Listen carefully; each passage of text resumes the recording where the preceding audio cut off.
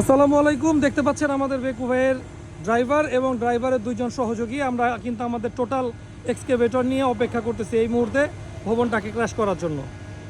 ইনশাল্লাহ কিছুক্ষণের ভিতরে আমরা এটা ক্র্যাশ করতে পারবো।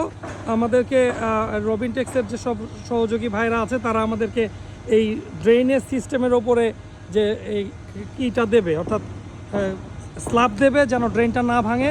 স্ল্যাব আনার অপেক্ষায় আছি শুধু আমরা। স্ল্যাব আসলেই ইনশাল্লাহ আমরা কিছুক্ষণের ভিতরে কাজ শুরু করতে পারবো। এবং আমাদের কাজের পরিকল্পনা, আমাদের ড্রাইভার ভাই, আপনি এই ভবনের এই পাশটা এই এই কিভাবে ভাঙার পরিকল্পনা কি করছেন? ইঞ্জিনিয়ারের সাথে কি আলোচনা করছেন বলেন। ওনার সাথে আমি আলোচনা করছি, এগুলো আমি ভিতরের দিকে ফালাবো। আচ্ছা, কেন ভিতর দিয়ে কেন ফেলবেন? ওই যে ড্রেন আছে, বাইরের দিকে ফালাইলে আমার ড্রেনটা ক্ষতি হবে। আচ্ছা আচ্ছা আচ্ছা, যেন ড্রেন ক্ষতিগ্রস্ত না হয় এই জন্য ভেতর দিকে সমস্ত ইট এবং কনক্রিট যা কিছু আছে ভেতর দিকে ফেলবেন, এই তো? তো যাক, এই পর্যন্তই ছিল সর্বশেষ আপডেট। আমরা সবাই অপেক্ষা করতেছি। ইনশাল্লাহ কিছুক্ষণের ভিতরে আমাদের কাজ শুরু হতে যাচ্ছে, বেকু ভাইয়ের নান্দনিক কাজ। ইনশাল্লাহ আপনারা সবাই যারা এই মুহূর্তে দেখতে পাচ্ছেন আমাদের জন্য দোয়া করবেন। ইনশাল্লাহ বেকু ভাই যেন আপনাদেরকে অত্যন্ত সুন্দর একটা কাজ উপহার দিতে পারে। আসসালামু আলাইকুম।